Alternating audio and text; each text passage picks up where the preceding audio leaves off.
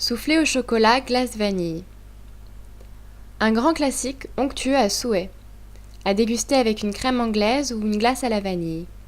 L'essentiel de la préparation peut être réalisé à l'avance. Cette recette de Julien Duboué, chef du restaurant La Faria à Paris, vous sera présentée par Karine. Ma première question, elle porte sur la crème pâtissière. Quelle doit être la consistance de cette crème pâtissière quand on la prépare? C'est assez épais, hein. Mais il faut la faire cuire, donc il faut porter à ébullition.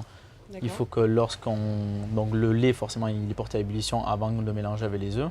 Une fois qu'on mélange le lait avec les œufs, on remet tout dans la casserole et là, il faut reporter toute la crème pâtissière à ébullition. Une fois que ça commence à bouillir sur les côtés, alors c'est un peu dangereux parce que ça va éclabousser un petit peu. Je pense que tu l'as vu hier soir.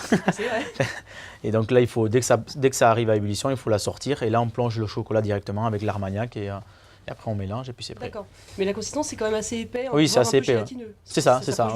Oui, c'est ça, exactement. Alors, le problème, c'est qu'une fois qu'on a laissé ça au réfrigérateur pendant plusieurs minutes ou heures, c'est assez dur. Comment on fait pour incorporer des œufs à la neige et sans les casser? Alors, soit de mettre, le mieux, c'est d'avoir un batteur et de mettre dans le cul du batteur au fouet, de laisser tourner 5 minutes.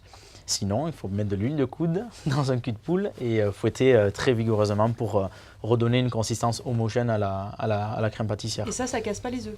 Ah, donc avant de mettre les œufs. Voilà, c'est ça, avant de mettre les œufs. Et les œufs, par contre, ils sont montés à côté, à part, mais sans trop les monter non plus. Donc en fait, on casse et on délie la crème avant de remettre les œufs. Voilà, je pense que c'est le mieux. Il faut vraiment avoir. En fait, pour l'important d'un soufflé, c'est d'avoir les deux consistances à peu près idéales, égales pour les deux mélanges, quoi, entre les blancs d'œufs et la crème.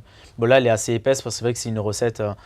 C'est les recettes classiques de grand-mère, on va dire, de soufflé, mais là, on n'a pas choisi une recette de soufflé avec un miroir cacao, avec de la poudre de cacao, etc. C'est vraiment une recette très ancienne, quoi.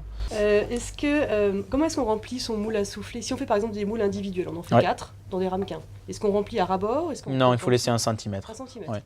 D'accord. 1 centimètre, mais il faut bien faire attention qu'il n'y ait pas de marque de chocolat ou d'appareil à souffler sur les côtés, quoi. Il faut vraiment le mettre bien à la cuillère, bien au centre, et qu'il n'y ait rien sur les côtés. S'il y a des trucs sur les côtés, alors le soufflet va souffler, mais il va se pencher automatiquement. Il va être accroché en fait par la. Ouais, voilà. Et on beurre le moule dans le sens. Beurré, sucré. Sucré aussi? Jusqu'en haut, oui. Ah oui, d'accord. Beurré, je ne l'ai pas marqué.